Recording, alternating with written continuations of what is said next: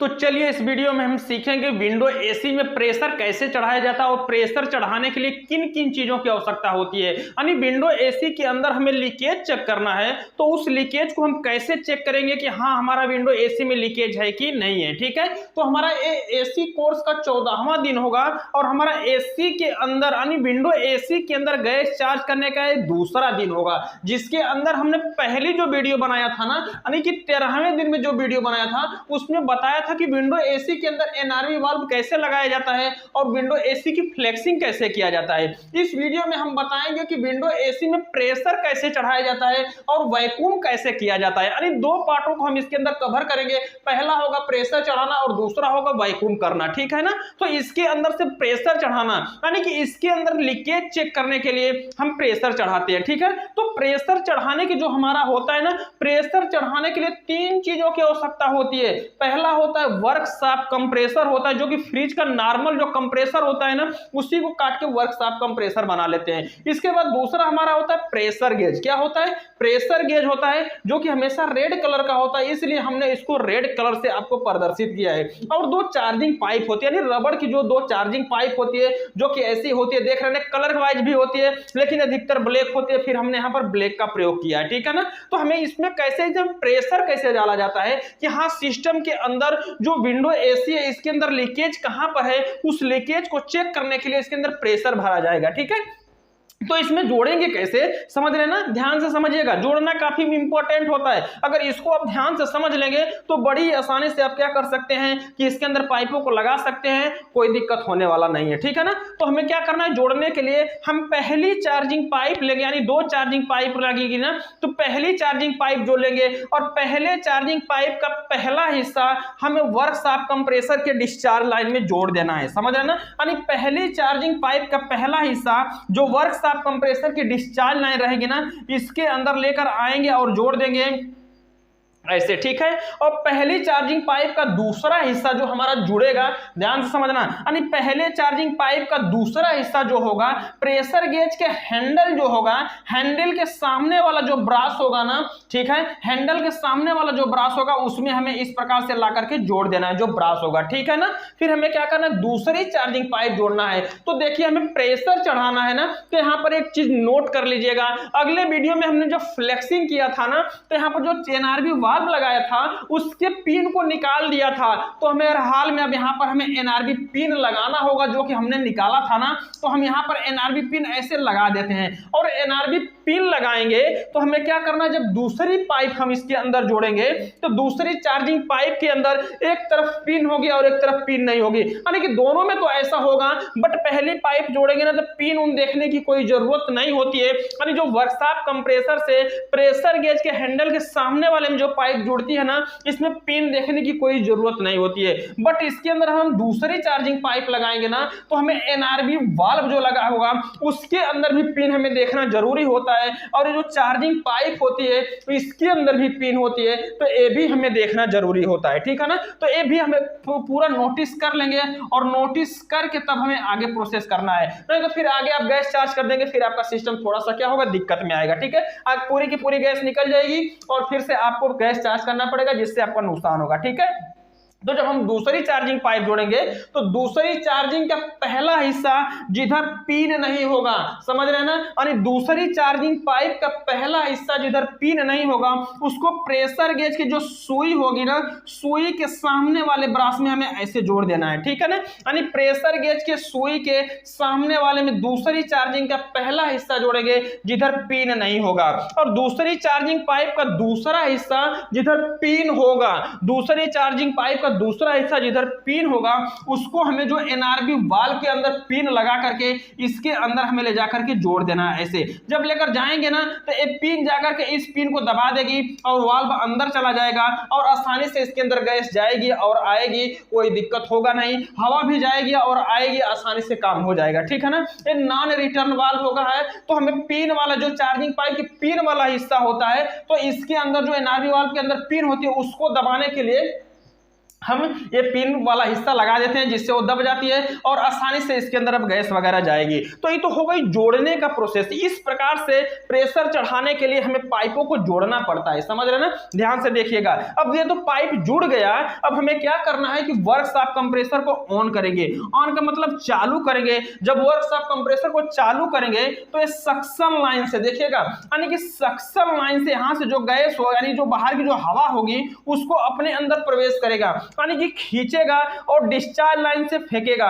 जब discharge line से हवा जाएगी तो ऐसे जाएगा हमारा प्रेशर गेज तक। कहां जाएगा? Pressure gauge. तो हमें क्या करना है कि यहां पर जो प्रेशर गेज का हैंडल होगा ना, इसको भी हमें ऑन कर देना है, यानी कि ऐसा ना कि ये बंद रहे। जब बंद रहेगा तो आगे हमारी हवा नहीं जाएगा। तो यहां से हमें क्या करना है कि प्रेशर गेज को हैंडल को ऑन कर देंगे। जब प्रेशर गेज को हैंडल को ऑन कर देंगे तो फिर चार्जिंग पाइप के माध्यम से एनआरबी वाल्व दबा होगा और पूरे सिस्टम के अंदर हमारा क्या होगा कि जा करके हवा भरने लगेगी। और जैसे जैसे हवा अंदर की साइड में जाएगी वैसे वैसे जो प्रेशर गेज की सुई होगी ना, वो भी धीरे धीरे ऊपर की साइड में जाने लगेगी, समझ रहे ना। तो वो भी जो प्रेशर गेज की सुई होगी वो भी धीरे धीरे ऊपर की साइड में जाएगी। जब प्रेशर गेज की सुई धीरे धीरे ऊपर जाने लगे, यानी कि जब 200 से 250 psi पे पहुंच जाए, ध्यान से समझिएगा, यानी कि इसके अंदर जब हम प्रेशर भरेंगे ना, यानी विंडो एसी के अंदर जो प्रेशर दिया जाएगा, जब प्रेशर गेज की जो सुई रहेगी 300 से लेकर के 350 psi पे पहुंच जाए, यानी 300 psi से लेकर के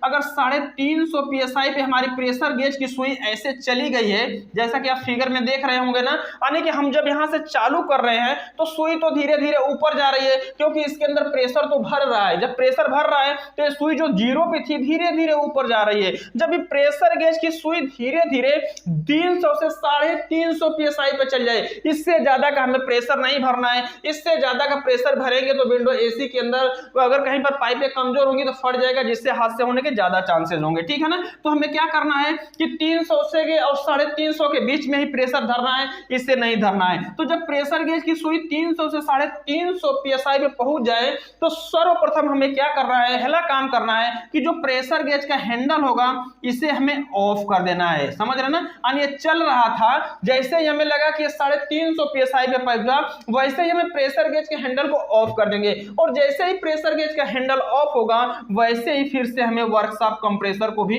ऑफ कर देना है, क्योंकि चल रहा था ना। तो हैंडल को ऑफ करने के बाद हमें वर्कशॉप कंप्रेसर को ऑफ कर देना है, समझ रहे ना। और इस पूरे प्रक्रिया में, यानी कि जब हम प्रेशर चढ़ाएंगे तो इस पूरे प्रक्रिया में जो हमारा सिस्टम का कंप्रेसर होगा हर हाल में ऑफ होना चाहिए, यानी इसको हमें नहीं चलाना है। अगर इस अवस्था में अगर इसको भी चला देंगे और इसको भी चला देंगे तो बड़े हादसे होने के चांसेस होंगे।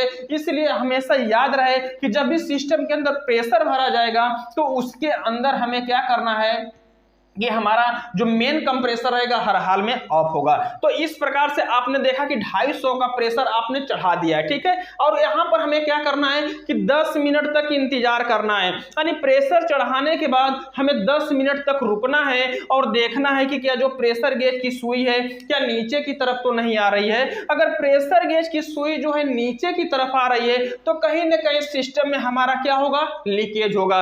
अब उस लीकेज को चेक करने के लिए शैम्पू या साबुन का झाग बनाएंगे। लेकिन यहाँ पर देखिए शैम्पू और साबुन का झाग बिल्कुल मत बनाइएगा, यहाँ पर आप सर्फ का झाग बनाइएगा। और जो डिटर्जेंट आता है ना आपका कपड़ा धोने के लिए, उसका झाग बना करके अगर इन लीकेज को चेक करेंगे ना तो बारीकी से बारीकी जो लीकेज होते हैं वो बड़ी आसानी से पता चल जाते हैं, ठीक है ना। तो हमेशा अगर विंडो एसी ओसी में अगर हमें लीकेज चेक करना है तो हमें क्या करना होगा कि सर्फ का झाग बनाकर और सर्वप्रथम उन ज्वाइंटों को चेक करेंगे जहां पर हमने फ्लेक्सिंग करते वक्त पाइपों को खोला था, फिल्टर को बदला था। इन सारे ज्वाइंटों को हमें चेक कर लेना है। और साथ साथ में हमें जो चार्जिंग पाइप का ज्वाइंट है ना एनआरबी पिन के पास और प्रेशर गेज के हैंडल के सामने वाले जो पाइप है यहां पर भी हमें यहाँ पर जो आपका सर्फ होगा ना उसके झाग को लगा देना है, जिससे क्या होगा कि अगर यहाँ पर हम लगा देंगे तो अगर यहाँ कोई लीकेज होगा तो वहां से आसानी से क्या होगा हमें पता चल जाएगा और फिर जल्दी से हम इसके टाइट कर देंगे। और हमें इन ज्वाइंटों को भी अच्छे तरीके से चेक कर लेना है कि क्या यहाँ पर लीकेज तो नहीं है। अगर यहाँ लीकेज होगा तो फिर से प्रेशर को निकालेंगे और फिर से ब्रेजिंग करके आसानी से जोड़ देंगे। अगर लीकेज नहीं होगा और हमने 10 मिनट देखा ये सुई भी डाउन नहीं हुई तो इसका मतलब विंडो एसी के अंदर कोई भी लीकेज नहीं है। अब हम इसके अंदर अगला प्रोसेस कर सकते हैं, यानी वैक्यूम करके गैस चार्ज कर सकते हैं। तो इस प्रकार से आपने देखा कि हम क्या किया कि इसके अंदर लीकेज को चेक कर लिया है, ठीक है ना, कि इसके अंदर बिल्कुल लीकेज नहीं है। तो हमें इसके प्रेशर को पूरा खोल देना है। तो प्रेशर को खोलने के लिए जो कंप्रेसर के पास जो डिस्चार्ज लाइन होगी ना, यानी जो कंप्रेसर के जो वर्कशॉप कंप्रेसर का डिस्चार्ज लाइन में हमने चार्जिंग पाइप को खोला है, इसको ऐसे हमें निकाल लेना है। ऐसे निकाल लेंगे तो कुछ पोजीशन ऐसा इसका हो जाएगा, ठीक है ना। जब हम खोल लेंगे और इसके बाद इसके हैंडल को हल्का हल्का ऑन करेंगे, यानी जब हल्का हल्का ऑन करेंगे तो ये जो सुई होगी धीरे से नीचे की साइड में आएगी और पूरा इसके अंदर का प्रेशर भी रिलीज हो जाएगा, यानी यहां से बाहर की साइड में आसानी से। जब भी हम प्रेशर खोलेंगे तो आराम से खोलना है, यानी आराम से आप नहीं खोलेंगे ना तो पूरा का पूरा इसके अंदर से जो आयल होंगे वो भी आने के चांसेस होंगे। तो इस प्रकार से पूरा ऑन कर देंगे, पूरा प्रेशर निकल जाएगा और जो हमारी सुई थी फिर से जीरो पे आ जाएगी। जब जीरो पे आ जाए तो हम समझ जाएंगे अब इसके अंदर कोई भी हवा नहीं है। अब हम अगली प्रक्रिया करेंगे वैक्यूम करना। क्या करना? वैक्यूम करना। तो वैक्यूम करने के लिए ना लगा करके हम सीधे सीधे यहाँ पर वैक्यूम पंप का इस्तेमाल करेंगे। अगर आप वैक्यूम पंप से वैक्यूम करते हैं तो आपके अंदर जो विंडो एसी के अंदर जो मॉइस्चर होंगे ना वो बिल्कुल भी रह ना जाएंगे और पूरे के पूरे निकल हो जाएंगे और चोक होने के कोई चांसेस नहीं होंगे, ठीक है ना। तो जब भी आपको एसी का या फ्रिज का वैक्यूम करना है तो वैक्यूम पंप से करिए, इसको आप कंप्रेसर से नहीं करना है। अगर इससे करेंगे तो इसके अंदर कुछ ना कुछ मॉइस्चर रह जाएंगे, आगे जाकर के दिक्कत कर सकते हैं। तो हम क्या करेंगे, वर्कशॉप कंप्रेसर को हटा करके हम वैक्यूम पंप का इस्तेमाल करेंगे और प्रेशर गेज के स्थान पर हमें कंपाउंड गेज का इस्तेमाल करना है। तो चलिए हम फटाफट इनको हटा करके और आपको बताते हैं कि हाँ किस प्रकार से इसके अंदर वैक्यूम किया जाएगा। तो आपने कहा कि प्रेशर चढ़ाना देख लिया, ठीक है ना। इसके बाद यहां पर हमने थोड़ा सा बदल दिया है, अब हमें क्या करना है, वैक्यूम। क्या करना है? वैक्यूम। वैक्यूम हमें उम्मीद है कि आपको प्रेशर बढ़िया समझ में आ गया होगा। अब अगला जो प्रक्रिया होगा ना वो होगा वैक्यूम करना। यानी वैक्यूम करने का मतलब होगा इसके अंदर की नमी को बाहर करना। तो उसके लिए हमें ज्यादा चेंजेस नहीं करना है। हमने कहा था जो वर्कशॉप कंप्रेसर होगा ना उसको हमें हटा देना है, क्योंकि उससे अच्छा वैक्यूम होता नहीं है। अब उसके स्थान पर हमें ऐसा आपके पास वैक्यूम पंप होगा, इसका इस्तेमाल करेंगे। और जो प्रेशर गेज लगाए थे ना अब हमें कंपाउंड गेज का अलग प्रयोग करना है। और जो कंपाउंड गेज होता है उसमें सुई जो -30 में जाती है और इसका जो कलर होता है ना हमेशा ब्लू कलर का होता है, समझ रहे ना। तो हमें क्या करना है कि जब वैक्यूम करेंगे और गैस चार्ज करेंगे तो हमें कंपाउंड गेज का इस्तेमाल करना पड़ेगा, जो कि जिसका कलर होता है ब्लू कलर का होता है। ब्लू कलर के अंदर जो होता है इसके अंदर आप देखेंगे तो जो होती है सुई -30 में करीब जाती है, जिससे इसके अंदर का पूरा मॉइस्चर निकल जाता है, ठीक है ना।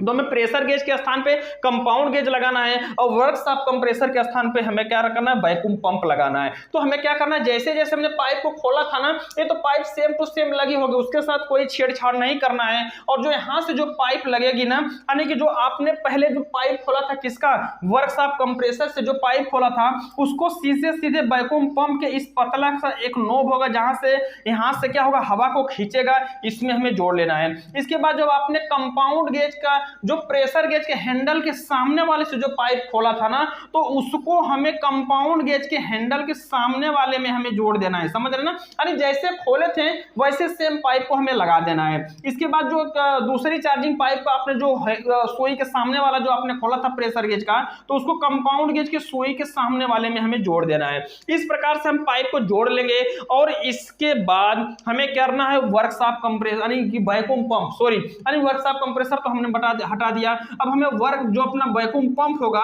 इसको हम करेंगे ऑन। जब हम इसको ऑन करेंगे तो ये क्या करेगा कि पूरे अंदर के मॉइस्चर को खींचेगा, लेकिन अभी नहीं खींचेगा। इसके लिए आपको जो कंपाउंड गेज का हैंडल होगा ना इसको भी ऑन करना पड़ेगा, समझ रहे ना। जब कंपाउंड गेज के हैंडल को ऑन करेंगे तो इसकी जो कंपाउंड गेज की सुई होगी ना वो 2 से 3 सेकंड के अंदर चली जाती है -30 में, समझ रहे ना। किस में चली जाएगी, -30 में चली जाएगी। और जब -30 में चली जाएगी तो समझिए कि इसके अंदर से पूरा मॉइस्चर आ रहा है। जब हम ऑन कर देंगे तो इसके अंदर जो हवा थी ना सबको पूरी हवा को ऐसे खींच करके कंपाउंड गेज से होते हुए ऐसे आएगा वैक्यूम पंप में और वैक्यूम पंप में हवा आएगी। तो इस प्रकार से यहां से हवा हमारी बाहर की साइड में निकल जाएगी, समझ रहे ना। यानी इसके अंदर जो मॉइस्चर वगैरह थे सबको खींच कर करके वैक्यूम पंप के इस रास्ते से हमारा बाहर कर देगा और इसमें सुई -30 में चली जाएगी, ठीक ठीक है। इसमें सुई किस में जाएगी, -30 में जाएगी और इसके अंदर का पूरा यहां से आप देख रहे हैं ना, यानी कि ऐसे खिंचाव कर रहा है, यानी ऐसे चलेगा, वैक्यूम कर रहा है, इसके अंदर के पूरे मॉइस्चर को ऐसे खींच रहा है, यानी कि जो आप प्रेशर चढ़ाए थे ना उसका ठीक विपरीत इसको किया जाएगा। यानी जो हम प्रेशर चढ़ाए थे तो सीधा प्रेशर चढ़ाए थे, अब वैक्यूम करना है तो जो हमने प्रेशर चढ़ाया था अब उस प्रेशर को रिलीज करना है, यानी इसके अंदर जो भी हवा रह गई है थोड़ा बहुत उसको हमें निकालना है, ठीक है। तो अब ये उल्टा प्रोसेस करेगा, यानी जो वैक्यूम पंप होगा ना, जो अब इसका पूरे अंदर की जो सिस्टम के अंदर की जो हवा होगी, कंडेंसर के अंदर होगी, फिल्टर के यानी कि फिल्टर के अंदर होगी, कैपिलरी ब्लोअर और कंप्रेसर के अंदर जो भी हवा होगी उसको इस प्रकार से चार्जिंग लाइन के माध्यम से कंपाउंड गैस से होते हुए ऐसे वैक्यूम पंप से बाहर की साइड में फेंक देगा। जब इसकी सुई -30 में चली जाए, क्योंकि सुई जो होती है ना 2 से 3 सेकेंड के अंदर अंदर -30 में चली जाती है, लेकिन -30 में सुई के जाने के बाद भी अगर वैक्यूम पंप से वैक्यूम कर रहे हैं तो कम से कम जब सुई -30 में चली जाए उसके बाद भी हमें कम से कम 15 से 20 मिनट तक, समझ रहे हैं ना, 15 से 20 मिनट तक हमें एक्स्ट्रा वैक्यूम करना है। क्या करना है, एक्स्ट्रा वैक्यूम करना है, ठीक है ना, कि 15 से 20 मिनट तक, यानी कि सुई -30 में जाने के बाद भी हमें 15 से 20 मिनट तक एक्स्ट्रा वैक्यूम करना है, जिससे क्या होगा कि इनके अंदर की पूरे पाइपें ड्रायर हो जाएंगी, यानी सूखी हो जाएगी। जितना बढ़िया से इसके अंदर की पाइपें सूखी होंगी उतना ही कम चांस होंगे इसको मतलब चोकिंग होने का, समझ रहे ना। तो इसीलिए हमें 15 से 20 मिनट तक एक्स्ट्रा क्या करना है, वैक्यूम करना है, यानी -30 में सुई जाने के बाद। और जो सुई होती है ना 2 से 3 सेकेंड के अंदर -30 में चली जाती है, लेकिन हमें क्या करना है कि उसके जाने के बाद भी